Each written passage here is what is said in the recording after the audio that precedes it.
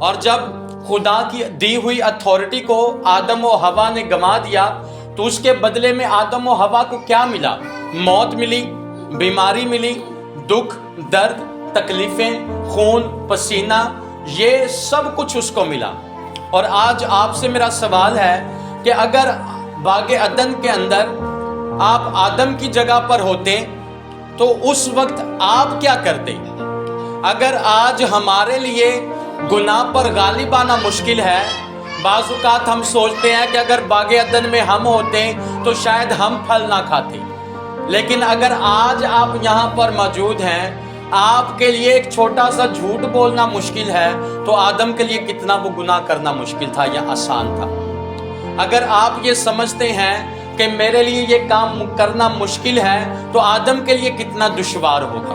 شاید ہمارے لیے مشکل ہے گناہ پر غالب آنا، ہم یہاں پر بیٹھ کر بڑی آسانی سے کہہ دیتے ہیں کہ شاید کاش اگر میں آدم کی جگہ پر ہوتا یا میں حوا کی جگہ ہوتی تو میں کبھی گناہ نہ کرتی، میں کبھی نافرمانی نہ کرتی۔ لیکن اگر آج غالب آنا مشکل ہے تو اس وقت غالب آنا بھی مشکل تھا۔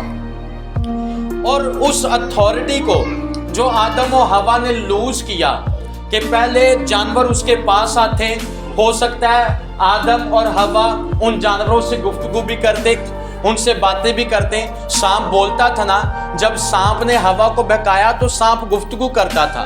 جب سانپ بولتا ہے تو اس کا مطلب ہے دوسرے جانور بھی بولتے ہوں گے، وہ بھی بات چیت کرتے ہوں گے۔ اور آدم نے ان کے نام رکھے، اور جن کے نام رکھے جاتے اس کا مطلب ہے وہ پرسنالٹی ہے، وہ شخصیت ہے، وہ ایک کردار ہے، چاہے وہ جانور ہی ہے۔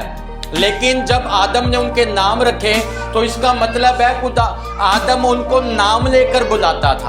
ہاتھی ہے تو ہاتھی کا نام لے کر بلاتا تھا، شیر ہے تو شیر کا نام لے کر بلاتا، کوئی پرندہ ہے عقاب ہے تو اس کا نام لے کر آدم بلاتا تھا۔ لیکن جب گناہ ہو گیا، اس اتھارٹی کو لوز کیا، اس اختیار کو لوز کیا، وہی جانور آدم سے دور ہو گئے، آدم خوف زدہ ہو گیا۔ اب اس اتھارٹی کو واپس کیسے لیا جا سکتا ہے؟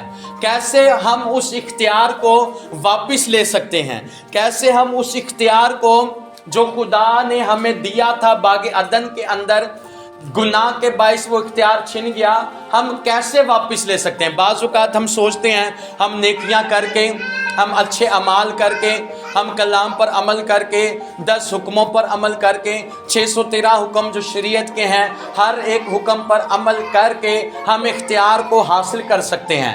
لیکن کلام میں لکھا ہے ہر جان، ہر زندگی نے گناہ کیا، تمام زندگیوں نے گناہ کیا اور خدا کے جلال سے محروم ہوئے۔ کوئی بھی زندگی جو ہے اپنے کاموں سے، نیک اعمال سے اس اتھارٹی کو، اس اختیار کو واپس حاصل نہیں کر سکتی۔ لیکن کیسے ہم کر سکتے ہیں؟ کلسیوں کے نام پولس رسول کا خط، اس کا 2 باب دیکھیے۔ کلسیوں کے نام، جن کے پاس بائبل مقدس ہے ضرور کھولیے، اور اگر آپ پڑھے لکھے ہیں اپنے ساتھ بائبل کو لے کر آیا کریں۔ کلسیوں کے نام پولس رسول کا 2 خط، اس کی 9ویں اور 10ویں آیت۔ خدا کے کلام میں لکھا ہے کیونکہ الوہیت کی ساری معموری اسی میں مجسم ہو کر سکونت کرتی ہے، اور تم اسی میں معمور ہو گئے ہو جو ساری حکومت اور اختیار کا سر ہے۔ کلسیوں 2 باب 14-15 آیت کے اندر لکھا ہے اور حکموں کی وہ دستاویز مٹا ڈالی جو ہمارے نام پر اور ہمارے خلاف تھی، اور اس کو صلیب پر کیلوں سے جڑ کر سامنے سے اتار کر ان کا برملا تماشا بنایا، اور صلیب کے سبب سے ان پر فتح یابی کا شادیانہ بجایا۔ ہیلیلویا! صلیب کے سبب سے جو کوئی بھی زندگی خداوند یسوع مسیح کی صلیب کے نیچے آئے گی وہ اس اختیار کو واپس حاصل کرے گی۔ باغ عدن کے اندر ابلیس کا اختیار ہمارے اوپر آ گیا، ابلیس کی اتھارٹی ہمارے اوپر آ گئی، لیکن خداوند یسوع مسیح کی صلیب کے وسیلے سے खुदावंद यीशु मसीह ने सलीब पर हमारे गुनाहों को अपने ऊपर लेकर, हमारी बीमारियों को अपने ऊपर लेकर, हमारी नाफरमानियों को अपने ऊपर लेकर, हमारी तंगदस्तियों को, लाइलाज बीमारियों को, हर तरह की नाराजगी, हर तरह की गंदगी को, उसकी सजा को अपने ऊपर लेकर खुदावंद यीशु मसीह ने हमारी खातिर सलीब पर फतह का शादियाना बजाया। हालेलुया। और उसी इख्तियार को यीशु मसीह के वसीले से, उसकी सलीब के वसीले से हम वापस हासिल करते हैं। हालेलुया। और सिर्फ शागिर्दों के लिए नहीं, बल्कि हर वो जिंदगी, चाहे वो किसी भी कौम से है, चाहे वो किसी भी कबीले से है, चाहे वो किसी भी रंग और नस्ल से है, चाहे किसी भी कौम से उसका ताल्लुक है, जो कोई खुदावंद यीशु मसीह की सलीब के नीचे आ जाएगा वो फतह से बढ़कर गलबा पाएगा। और वो अथॉरिटी जो बागे अदन में ज़ोए लाइफ खुदा ने उसे बख्शी थी, वो ज़ोए लाइफ, इटर्नल लाइफ, हमेशा की जिंदगी, खुदा की सी जिंदगी उसके अंदर फिर से काम करना शुरू करेगी।